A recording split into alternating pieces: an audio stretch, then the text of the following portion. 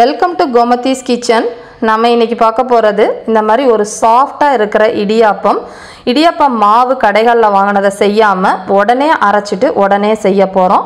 ரொம்ப நல்லா டேஸ்ட்டாகவும் இருக்கும். 24 மணி நேரம் ஆனாலும் உங்களுக்கு இதே மாதிரி பஞ்சு மாதிரி பொலப்பொலப்பாகவே இருக்கும். இதுக்கு பார்த்திங்கன்னா நான் இன்றைக்கி தேங்காய் பாலும் தேங்காய் சட்னியும் வச்சு சர்வ் பண்ணியிருக்கேன். ஆல்ரெடி நம்ம சேனலில் நிறைய வகையான நான்வெஜ்ஜு வெஜ்ஜு ஸ்டூ வெரைட்டிஸ் குருமா வெரைட்டிஸ் போஸ்ட் பண்ணியிருக்கேன். அதையும் செக் பண்ணிக்கோங்க. கோமதிஸ் கிச்சனை சப்ஸ்கிரைப் பண்ணாதவங்க சப்ஸ்கிரைப் பட்டனை ப்ரெஸ் பண்ணுங்கள். உடனுக்குடனே அப்டேட் வேணும்னா பக்கத்தில் இருக்க பெல் பட்டனை மறக்காமல் ப்ரெஸ் பண்ணிக்கோங்க. இப்போ இடியாப்பம் மாவு அரைக்க போகிறோன்னு சொன்னேன் இல்லையா, அதுக்கு 1 கப் அளவுக்கு மாவு பச்சரிசியை நான் ஒரு 1.5 மணி நேரம் அளவுக்கு ஊற வச்சு எடுத்து வச்சுருக்கிறேன். மாவு பச்சரிசி ஊறினாதான் அரைக்கிறப்ப நமக்கு நல்ல வெண்ணெய் மாதிரி அரைப்பட்டு வரும். இப்போ 1 கப் அளவுக்கு தான் எடுத்திருக்கேன். அதனால் மிக்சி ஜார்லேயே அரைச்சிக்கலாம். நிறைய ஊற வச்சிங்க அப்படின்னா கிரைண்டர்லேயே அரைச்சிக்கோங்க, அது ரொம்ப ஈஸியாக இருக்கும். இப்போ இதில் தண்ணியெல்லாம் வடிச்சிட்டு நான் அரிசியை மட்டும் சேர்த்துருக்கிறேன். இதில் ஒரு 1/2 கப் அளவுக்கு துருவின தேங்காவை சேர்த்துருக்கிறேன். ஒரு தடவை தான் உங்களுக்கு கப்பில் காட்டியிருக்கேன், மறு தடவை அள்ளி போட்டுட்டேன் நான். இப்போ இதுக்கு தேவையான அளவு உப்பு, அதாவது 1/2 டீஸ்பூன் அளவுக்கு உப்பு சேர்த்துக்கலாம். இப்போ இதை நல்லா 1 கப் அளவுக்கு தண்ணி ஊற்றி நல்லா வெண்ணெய் மாதிரி அரைச்சி எடுத்துகிட்டு வந்துடணும். நைஸாக இருக்கணும். இப்போ பார்த்தீங்கன்னா இந்த அளவுக்கு வெள்ளை வெள்ளையர்னு இருக்கிறதுக்கும் மாவு பார்த்திங்கன்னா தெரியும். இதுவும் இந்த மாதிரி நைஸாகவும் அரைச்சிருக்கணும். இப்போ நம்ம மாவு ரெடி பண்ணிக்கலாம்.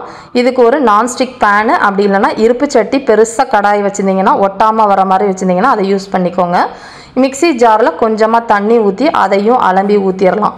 இப்போ 1 கப் இடியாப்ப அரிசி எடுத்து மாவு அரைச்சி வச்சுருக்கோம் இல்லையா, அதுக்கு குறைஞ்சது ஒரு 4 கப்னாவது தண்ணி ஊற்றணும். ஊற்றி நல்லா கரைச்சிக்கோங்க அரிசி மாவை. இந்த மாதிரி நிறைய தண்ணி ஊற்றுறனால ஒன்றும் பிரச்சனை கிடையாது. வேணும்னா 5 கப்பு கூட நீங்கள் ஊற்றிக்கலாம். ஊற்றிட்டு மீடியம் தீயிலே வச்சு நம்ம கலந்துக்கிட்டே வந்தீங்கன்னா திரண்டு வரும் நமக்கு இடியாப்பம் மாவு மாதிரி. இப்போ பார்த்தீங்கன்னா தெரியும், கரண்டியில் நமக்கு இப்போ ஒட்ட ஆரம்பிக்குது. இந்த மாதிரி நமக்கு மாவு கிடைக்கும். இன்னும் கொஞ்சம் நேரம் கிளறிக்கிட்டே இருங்க, அப்படி இல்லைன்னா அடிப்பகுதி நமக்கு காஞ்ச மாதிரி ஆகிடும். இது மேக்ஸிமம் பார்த்தீங்கன்னா நான் இன்றைக்கி ஒரு 7 நிமிஷம் தான் இதை நான் கிளறிக்கிட்டே இருந்தேன். எனக்கு இடியாப்பம் மாவு கன்சிஸ்டன்சிக்கு வந்துருச்சு. ஆனால் கைவிடாமல் மீடியம் தீயிலே இருக்கணும். அரிசி நமக்கு நல்லா வேகணும். அப்போஸ் நல்லா வேகலை அப்படின்னா நமக்கு இடியாப்பம் குழகுழப்பாக ஆயிடும். இந்த ஒரு பாதி கன்சிஸ்டன்சி இந்த மாதிரி வந்ததுக்கப்புறமா ஒரு 1/4 டீஸ்பூன் அளவுக்கு தேங்காய் எண்ணெய் அப்படி இல்லைன்னா கொஞ்சமாக நெய் சேர்த்துட்டு கலந்திங்கன்னா நம்ம இடியாப்பம் நல்ல ஒரு மணமாகவும் இருக்கும், ஒட்டவும் ஒட்டாது. இப்போ பார்த்தீங்கன்னா நல்லா திரண்டு இந்த மாதிரி வந்துடணும். ரொம்ப நேரம் காஞ்ச மாதிரி திரட்டிடக்கூடாது. ஓரளவு மாவு சாஃப்டாக இருக்கிறப்பே நம்ம இறக்கிட வேண்டியது தான்.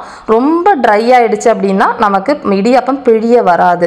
உடனே நீங்கள் பேன்லேருந்து வேறு தட்டுக்கு இந்த மாதிரி மாற்றிடணும். அப்படி இல்லைன்னா பேனில் நமக்கு சூடு இருக்கிறதுக்கு இதுக்கும் மாவு மேல் பகுதி காஞ்ச மாதிரி ஆகிடும்.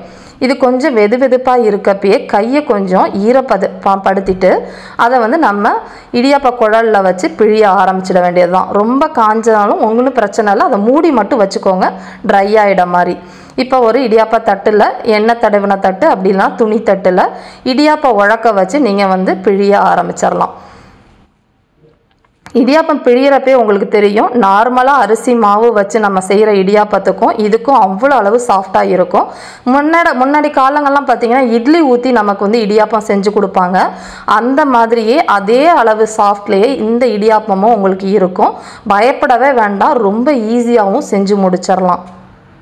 இப்போ இதை செஞ்சிட்ருக்கப்பயே நம்ம இருப்பு சட்டியில், அதாவது இட்லி தட்டை இட்லி பானையை சூடு பண்ணிக்கிட்டீங்க அப்படின்னா தண்ணி ஊற்றி இந்த மாதிரி ஆவி வந்ததுக்கு அப்புறமா தான் நம்ம இட்லியாக இருந்தாலும் சரி இடியாப்பமாக இருந்தாலும் சரி உள்ளே வைக்கணும். இது ஏற்கனவே நல்ல வெந்த மாவு தான், அதனால் ஒரு 2லேருந்து 4 நிமிஷம் வெந்தால் போதுமான அளவு. வெந்ததுக்கப்புறம் எப்படி இருக்குங்கிறத காட்டுறேன். இப்போ பார்த்தீங்கன்னா நல்லா வெந்துருச்சு. தொட்டு பார்த்தீங்கன்னா உங்களுக்கு தெரியும் மாவு வெந்ததும் கையில் ஒட்டாமல் நமக்கு இடியாப்பம் வரும். இப்போ இதை நான் என் சர்விங் பிளேட்டுக்கு மாற்றிடுறேன். பாருங்கள் இடியாப்பம் எந்த அளவுக்கு வெள்ளை வெள்ளையர்னு, கொஞ்சம் கூட உங்களுக்கு ஒட்டலை, நல்லா சாஃப்டாக பஞ்சு மாதிரியே இருக்கும் இந்த இடியாப்பம்.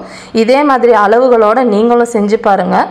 செஞ்சு பார்த்துட்டு எப்படி இருக்குது அப்படிங்கிறத கமெண்ட் பண்ணுங்கள். வீடியோ பிடிச்சிருந்துச்சு அப்படின்னா லைக் பண்ணுங்கள், ஷேர் பண்ணுங்கள். மறக்காமல் சேனலை சப்ஸ்கிரைப் பண்ணி வச்சுக்கோங்க. தேங்க்ஸ் ஃபார் வாட்சிங்.